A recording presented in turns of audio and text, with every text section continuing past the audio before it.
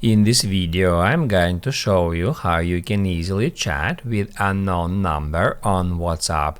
Be sure to watch the video to the very end so you don't make any mistakes, and of course do not forget to like this video and subscribe to my channel. Thanks guys. So let's get started, and first off just open up some web browser, go to search box or address bar, and then type in wa.me,